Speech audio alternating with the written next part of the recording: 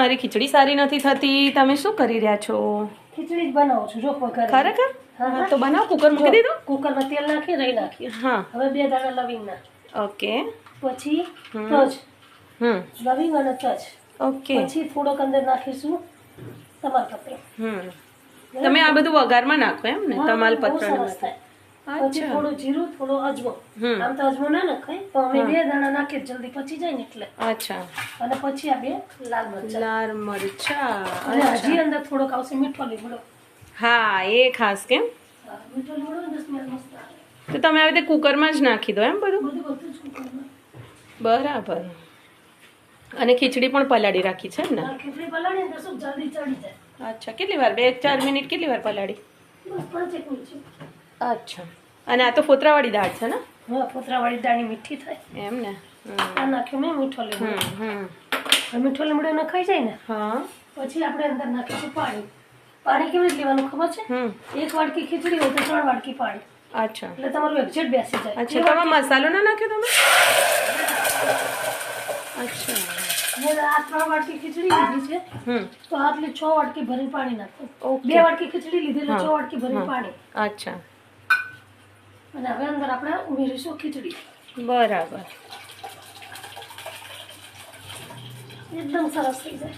બરાબર. એટલે હળદર ને બધું પછી નાખશો? પછી છેલ્લે. અચ્છા. પાણી રહ્યું હતું અંદર નાખી દઈશું એટલે ખીચડીનો એક બી દાણો વેસ્ટ ના થાય. રાઈટ.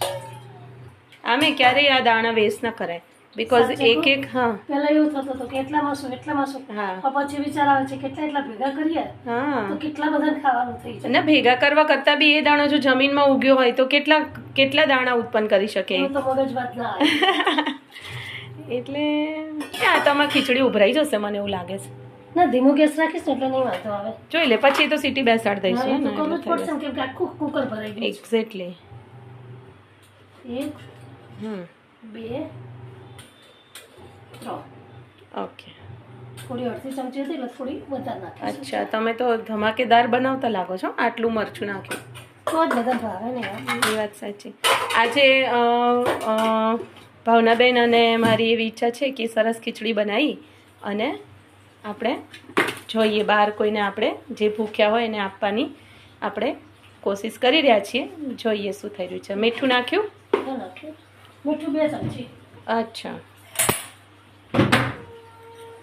અચ્છા. આપણું મસાલિયું મેથી, અજમો, જીરું, તમાલપત્ર, લવિંગ. ગ્રેટ. સરસ. મીઠું નખાઈ ગયું. યસ. જનરલ 2 ચમચી નાખો તો આવી જાય. હવે આપણે ખીચડીને હલાઈને કુકર બંધ કરી દઈશું. અચ્છા. અને પછી 3 સીટીમાં રેડી ખીચડી. 3 સીટીમાં રેડી ખીચડી થઈ જાય પછી શું કરવાનું ખબર છે? થોડી વાર રહીને ખોલવાની અને ઉપર 2 ચમચી ઘી નાખી દેવાનું. અચ્છા. એટલે ટેસ્ટી થાય. એકદમ ટેસ્ટી લાગે. આમાં તમારે પાણી ઉમેરવું નહીં પડે કે પાણી કાઢવું નહીં પડે. ઓકે.